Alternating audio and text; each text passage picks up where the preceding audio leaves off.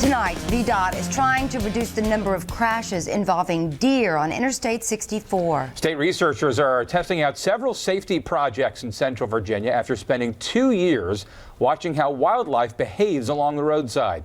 NBC 29's Matt Talhelm has the new details in our top story at 5. Good evening, Matt. Good evening, Steve and Sharon. Deer cause about 160 collisions every year on I-64 between Waynesboro and Charlottesville. Bears are to blame for about 5 collisions. Now VDOT is seeing if something as simple as a fence can keep wildlife out of the way of traffic.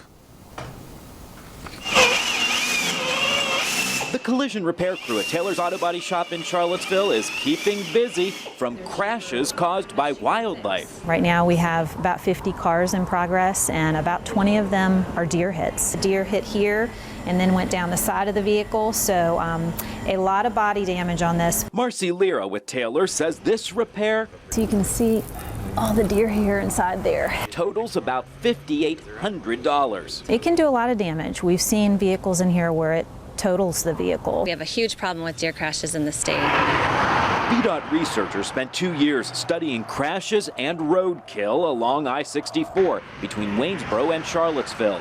54 cameras caught bear and deer along the interstate. They use it for feeding. They even use it for mating. We have a few photos of deer sleeping right on the roadside. So it's part of their regular habitat there. Hundreds of animals used underpasses, including the Meacham's River Bridge and this box culvert in Ivy. That's where VDOT will test out an 8-foot-tall fence. Crews have already started clearing debris here from along the interstate, and next they will build a fence a half a mile in each direction from the Ivy exit, trying to funnel the wildlife below the interstate instead of across it. Roads have a big effect on habitat fragmentation, and so if we can connect the sides of the road with underpasses, it makes it better for drivers and wildlife. Message boards over the interstate are also warning drivers of the danger of deer. We're hoping that those can kind of slow drivers down, look around, become more vigilant. Do not try to avoid them. You avoid them, it typically causes more damage. Lira is glad to see VDOT taking steps to keep wildlife out of traffic. It's a safety concern for everybody when they're driving, so I think that that would really help.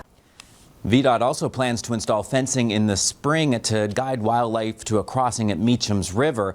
Researchers will also study those stretches of interstates for another 2 years to see if the fencing actually works to reduce the number of collisions with deer and bear. Live in the studio, Matt Talhelm, NBC 29 HD News at 5.